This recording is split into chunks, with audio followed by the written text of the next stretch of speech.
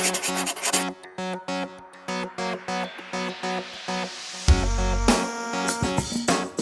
I'm Kate Toon.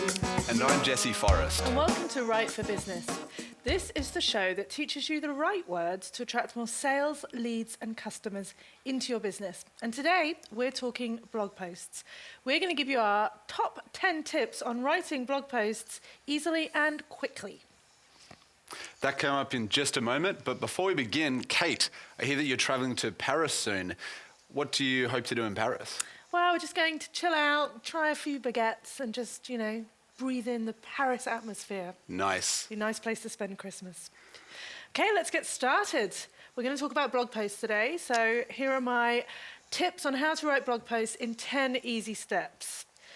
Now, I know that a lot of people know that blogging is important, but I just thought it might be worth going through the reasons why it's super important. So many businesses are concerned that having a blog is a big commitment. I don't know if you find that with your clients. Yeah, I get asked about it all the time. Blogging is, content marketing, it's important. It's sure. important. So people have heard the hype that they need to do content marketing, they should be posting regular blogs, but it just feels like a whole lot of work. But the truth is, it's kind of vital for your business success. You need to have fresh content on your site if you want Google to be coming back and visiting it again and again. And also for your humans as well, your customers. They don't want to come to a site that's never changed, that has nothing new on it. So fresh content is an important part of SEO, a part of marketing in general. Also, having blog posts gives you content to share on social media. So it gives you things to talk about. Here's our latest blog. You can share little bits of it.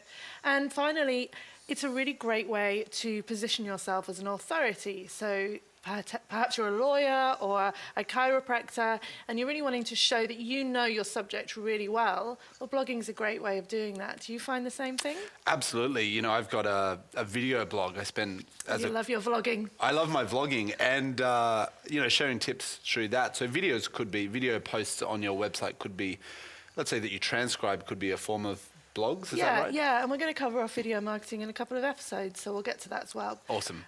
Okay, so there's a little picture of me.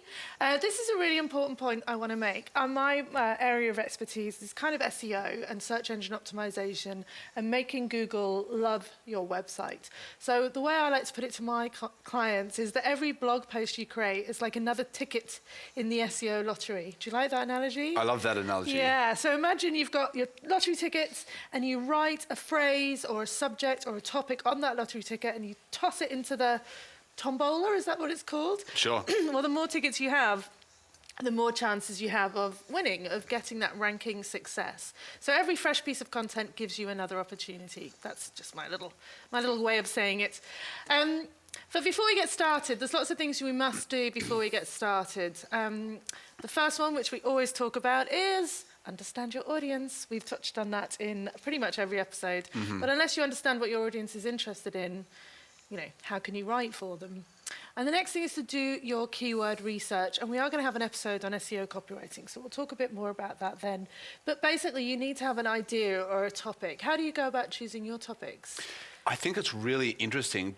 In fact, this morning I was using a website called, I don't know if I'm pronouncing this right, Quora? Quora, yeah. Quora, yeah. Quora.com. Yeah. And I love it because it's people post questions in there and then the community answers and then also the community votes on what they believe is the best answer. Yeah, that's a great little And I tool. typed in copywriting this morning and also copywriters and I found all these really interesting questions that I could easily then go and create blog posts or video content about. So exactly. That's probably more of a less technical way of doing research, but I thought that was really interesting. Yeah, it is very true. And, keywords don't necessarily have to be single words. They can be phrases, they can be questions, they can be statements. We'll touch a bit more on that in the SEO copywriting episode, so we'll come back to that.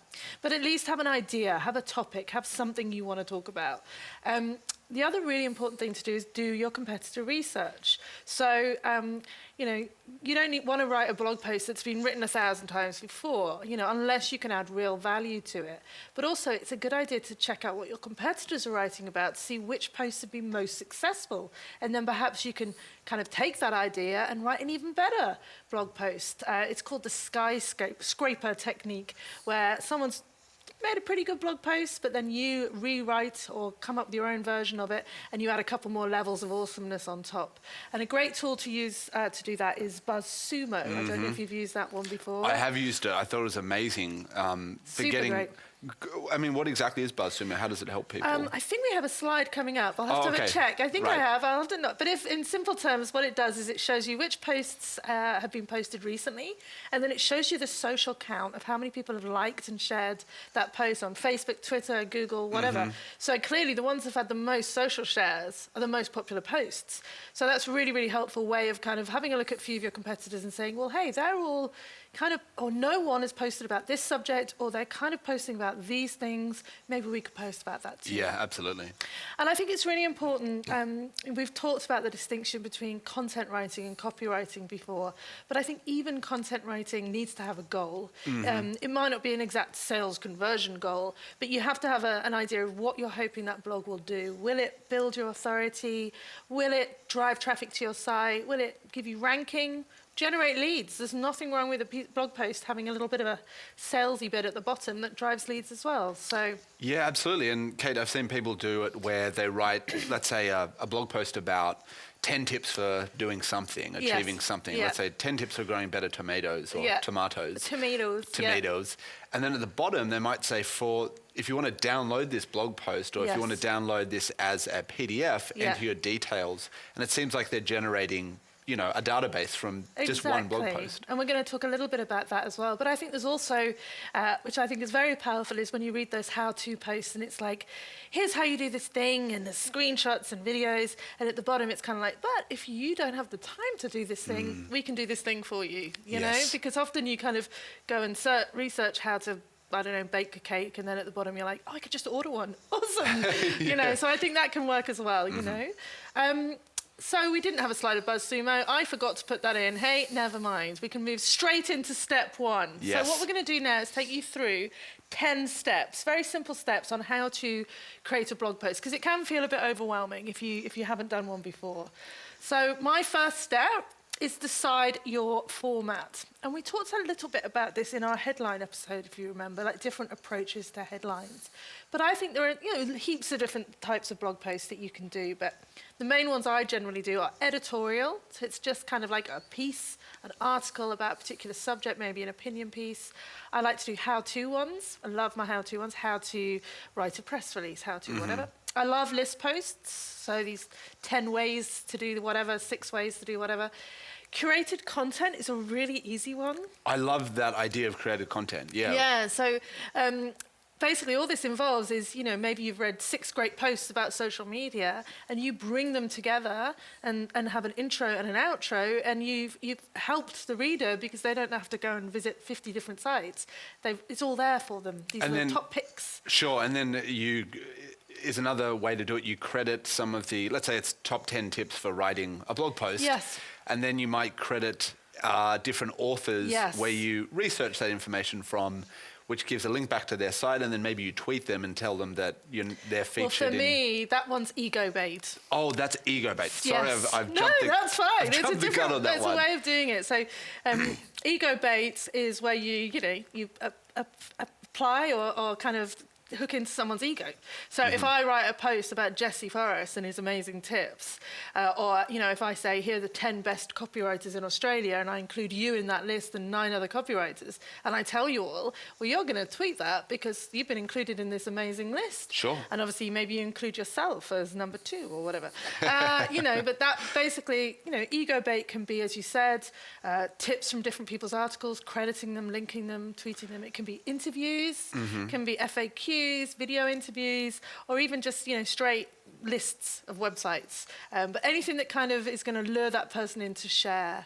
So my husband has a French business, Voulez-Vouloz, and we often do posts about, say, the top 10 French restaurants in Melbourne. And that they then share our post, and the love is spread. Yes. Totally. Another idea is newsjacking. So newsjacking is where you take a current event and you kind of write something around it, whether it's a commentary on that piece of news or you kind of loosely use it for your piece. So, for example, we could be writing the Game of Thrones guide to copywriting, or how Donald Trump taught me to be a better copywriter. And Donald Trump, it seems like every He's in every single blog in the world. is hijacking it because he's such a polarizing figure, and